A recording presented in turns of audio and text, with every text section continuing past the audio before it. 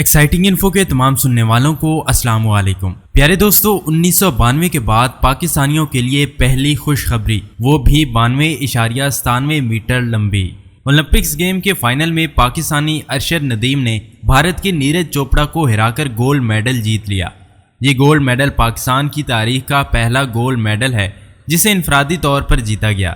اس وقت international media پر ایک ہی خبر ہے، ارشد ندیم اور 92.97 میٹر لمبی جیولن تھرو، وہ بھی اس وقت جب ان کے پاس پریکٹس کے لیے ایک نیزہ بھی نہیں تھا، جبکہ روایتی حریف بھارت کے پلیئر جو پہلے بھی گولڈ میڈلسٹ تھے ان کے پاس پریکٹس کے لیے 177 نیزے موجود تھے۔ نیزہ بازی یعنی جیولن تھرو میں ایک کامیابی ارشد ندیم نے حاصل کر کے پاکستانیوں کا دل خوشی سے بھر دیا۔ ان کی پھینکی گئی تھرو اولمپکس کی 118 سالہ تاریخ کی سب سے لمبی تھرو تھی۔ اب لوگوں کو بتاتا چلوں کہ پاکستان نے آخری دفعہ 1992 میں 8 اگست 1992 کو اولمپکس میڈل پوڈیم پر قدم رکھا تھا، جب قومی ہاکی ٹیم نے بارسلونا اولمپکس میں نیدرلینڈ کو 3 کے مقابلے میں 4 گول سے شکست دے کر کانسی کا تمغہ جیتا تھا، جو کہ ہاکی ٹیم نے ہی دلوایا تھا۔ اور اب 40 سال کے بعد ہمارے ملک نے انٹرنیشنل لیول پر گولڈ پرائز جیتا ہے۔ 1992 کے بعد ملک کو مزید کوئی خوشخبری نہ مل سکی، لیکن 1997 میں پاکستان کے غریب شہر میاں چنو میں پیدا ہونے والے ارشد ندیم نے تاریخ بدل دی۔ آئیے جانتے ہیں بین الاقوامی سطح پر پاکستان کا نام روشن کرنے والے، پیرس میں پاکستان کا جھنڈا لہرانے والے فخر پاکستان ارشد ندیم کی کہانی، جس نے حکومت کی سپورٹ اور سپانسرشپ کے بغیر وہ کارنامہ کر دکھایا جسے بڑے بڑے سورما نہ کر سکے۔ ویڈیو میں آگے بڑھنے سے پہلے اگر آپ نے چینل کو سبسکرائب نہیں کیا تو جلدی سے چینل کو سبسکرائب کر کے بیل کے آئیکن پر بھی کلک کر لیں تاکہ آپ کو ہماری ویڈیوز کا باقاعدہ نوٹیفیکیشن ملتا رہے۔ ناظرین، 2 جنوری 1997 میں پنجاب پاکستان کے چھوٹے سے شہر میاں چنو کے قریبی گاؤں چک نمبر 101-15L میں ایک راج میستری کے گھر پیدا ہونے والے ارشد ندیم 8 بہن بھائیوں میں تیسرے نمبر پر ہیں۔ ارشد ندیم اپنے بچپن سے ہی کھیل کود کے شوقین تھے اور کرکٹر بننا ان کا خواب تھا، کیونکہ پاکستان میں ایک ہی کھیل مشہور ہے، وہ ہے کرکٹ۔ اپنے تعلیمی دور میں یہ غیر معمولی اور سٹائل ایتھلیٹ رہے۔ کرکٹ کا شوق ہونے کے باوجود یہ ہر کھیل میں شریک ہوتے تھے۔ انہوں نے تمام کھیلوں بشمول کرکٹ، بیڈمنٹن، فٹ بال اور ایتھلیٹکس میں حصہ لیا، لیکن ان کی پوری توجہ کرکٹ کی جانب تھی۔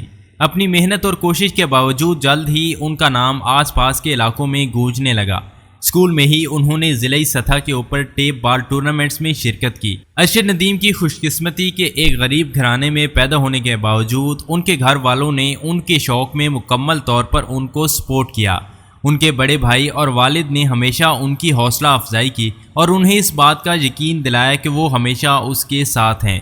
شاید انہیں ارشد ندیم کا کچھ کر دکھانے کا جذبہ نظر آتا تھا، اور یہی جذبہ 8 اور 9 اگست کی درمیانی رات پوری دنیا میں ارشد ندیم اور پاکستان کا نام روشن کر گیا۔ ارشد ندیم کی خوش قسمتی کے ریسورسز نہ ہونے کے باوجود ان کو اچھے کوچز ملے، جنہوں نے بہت پہلے ہی ان کے ٹیلنٹ کو پہچان لیا اور اس ٹیلنٹ کو چمکانا شروع کر دیا۔ ان کے پہلے کوچ رشید احمد ساکی تھے، جو کہ خود ایک ایتھلیٹ رہے ہیں۔ اس وقت یہ ڈسٹرکٹ خانیوال ایتھلیٹکس ایسوسی ایشن کے صدر ہیں۔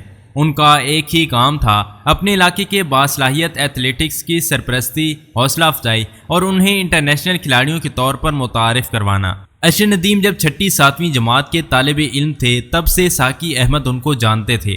یہ وہ وقت تھا جب ان پر کرکٹر بننے کا جنون سوار تھا، اور یہ اس جنون کو پانے کے لیے ہر درجہ سنجیدہ بھی تھے۔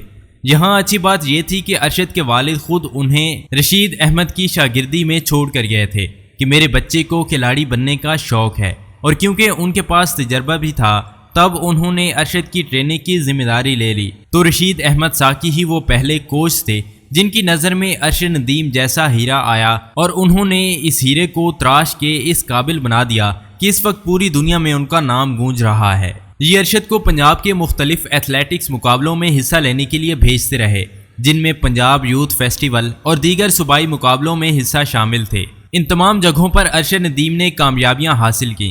رشید احمد ساکی کے مطابق یوں تو ارشد ندیم شارٹ پیٹ، بیڈمنٹن، ڈسک تھرو اور اس کے علاوہ کافی گیمز میں مہارت رکھتے تھے، لیکن انہوں نے ان کے دراز قد کو دیکھ کر ان کو جیولن تھرو کے لیے تیار کیا۔ اس کے لیے انہوں نے بہت سی کوششیں کی اور 6 فٹ 4 انچ قد کے حامل ارشد ندیم کو ٹریننگ کے لیے پاکستان ایئر فورس بھیجا گیا، لیکن 1 ہفتے کے بعد ہی ان کو واپس بلا لیا۔ اس دوران پاکستان آرمی نے بھی ارشد ندیم میں دلچسپی لے لی، لیکن انہیں دوبارہ آرمی کی طرف نہیں بھیجا گیا بلکہ واپ ٹاپ کے ٹرائلز میں بھیجا گیا، جہاں یہ سلیکٹ ہو گئے۔ وہیں سے ایک نئے استاد کی شاگردی میں آئے جن کا نام کوچ فیاض حسین بخاری ہے۔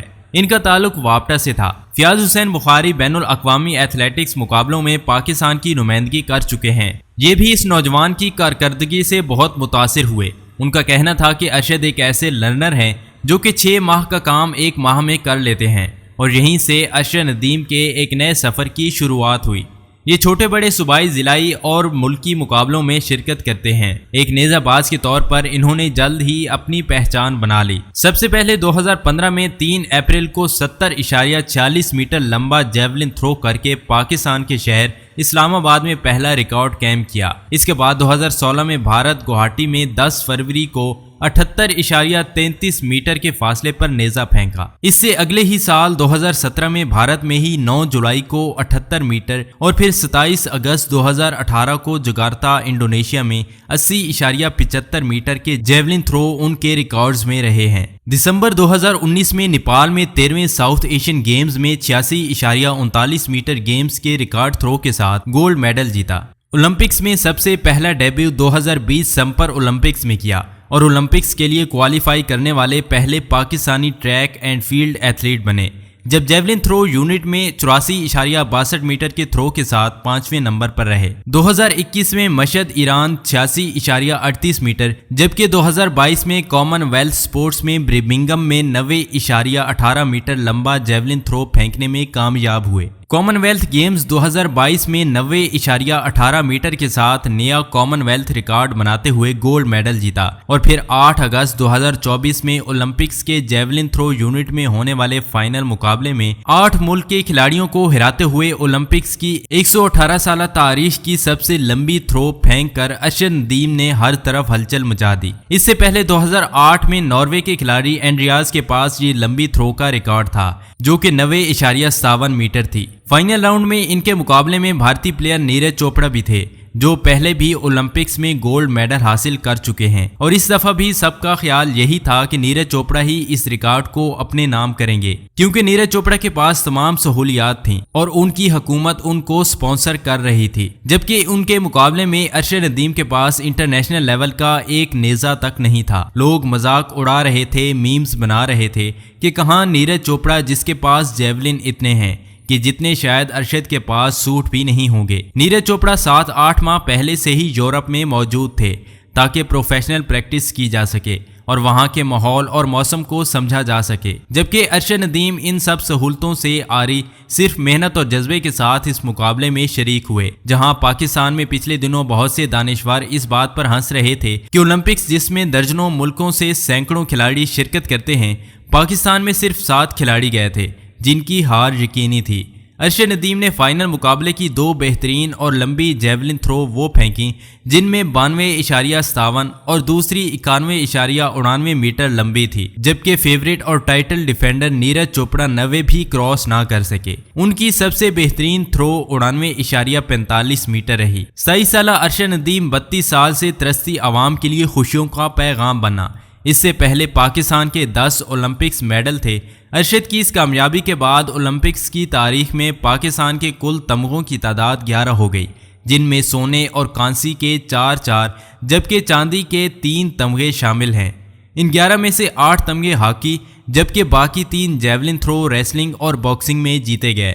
انعام کی بات کریں تو ارشد ندیم کو اولمپکس فیڈریشن کی جانب سے گولڈ میڈل کے ساتھ گولڈ ایتھلیٹ فیڈریشن کی جانب سے پاکستان کے ارشد ندیم کو 1,40,00,000 روپے ملیں گے، جبکہ سندھ حکومت نے 5 کروڑ اور پنجاب حکومت نے 10 کروڑ روپے انعام کا اعلان کیا ہے۔ اس کے ساتھ گورنر سندھ نے 20 لاکھ اور پاکستانی سنگر علی ظفر نے 10 لاکھ روپے انعام کا اعلان کیا۔ اس جیت کے بعد ہر چہرے پر خوشی تمتماتی ہوئی نظر آتی ہے۔ ہر پاکستانی محبت کے جذبے سے لبریز ہیں۔ ارشد ندیم سوشل میڈیا پر ایک ٹرینڈ بنا ہوا ہے اور ہر کوئی اس بارے میں بات کر رہا ہے۔ وزیر اعظم، وزیر اعلیٰ، تمام لوگ اس بارے میں ٹویٹ کر رہے ہیں۔ چھوٹے سے گاؤں کے بڑے دل والے نوجوان نے سب کے دل جیت لیے ہیں۔ ہمسائے ملک کا میڈیا بہت متحرک ہے اور اس جیت کو بڑھ چڑھ کر بیان کیا جا رہا ہے۔ انڈین بھی بڑے دل کے ساتھ پاکستانیوں کی خوشیوں میں شریک ہیں، جبکہ میاں چنو میں ڈھول بازوں کے ساتھ جشن کا سماں ہے۔ ہر کوئی اس بارے میں بات کر رہا ہے، یوں محسوس ہو رہا ہے کہ ہر طرف خوشیاں رقص کر رہی ہیں۔ جی تو پیارے ناظرین، یہ تھی ہماری آج کی ویڈیو اچھی لگی ہو تو چینل کو سبسکرائب اور ویڈیو شیئر کرنا ہرگز نہ بھولیے گا۔ ملتے ہیں کسی اور نئی انٹرسٹنگ ویڈیو کے ساتھ، تب تک کے لیے اللہ حافظ۔